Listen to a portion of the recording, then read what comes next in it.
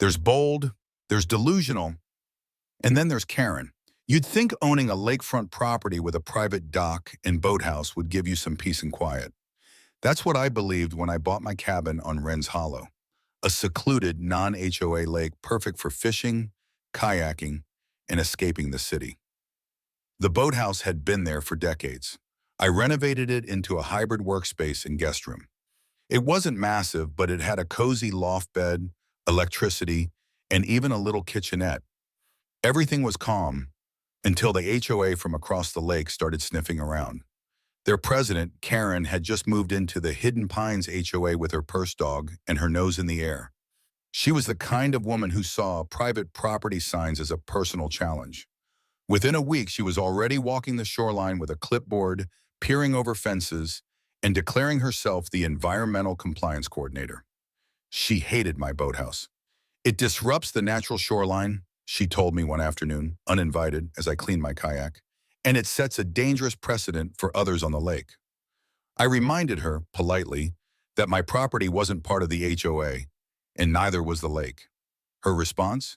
You may not be technically part of the HOA, but we consider this entire lake to be a shared scenic zone.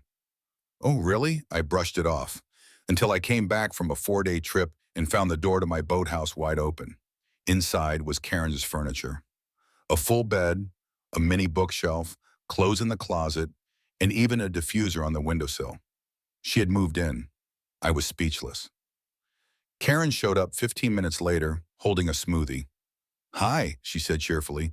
I figured since the space wasn't in use, I'd claim it as an auxiliary community shelter. My HOA grant allows for temporary shoreline cabins. I was stunned. This isn't community property, it's my boathouse. Well, we voted, and the HOA board supports it, she said, sipping her drink like she hadn't just committed trespassing and squatting. I gave her 24 hours to move out. She refused. Instead, she called 911 on me. She told the dispatcher that I was trying to evict a woman from her legal residence without notice.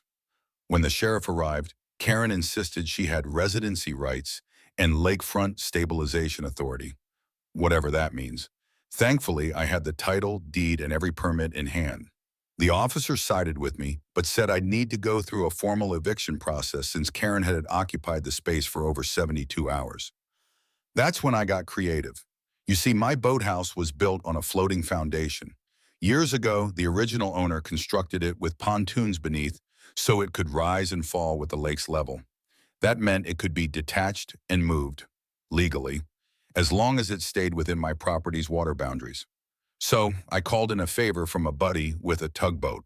At sunrise the next morning, I unanchored the boathouse and towed it to the exact center of my portion of the lake, completely visible from Karen's house, but now entirely unreachable without a boat.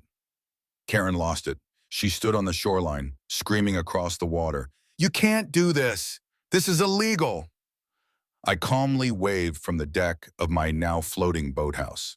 That afternoon, she tried to paddle out in a canoe. I just locked the door and played country music until she gave up. The sheriff came again, this time shaking his head and smirking. Not illegal, he said, just inconvenient. For her.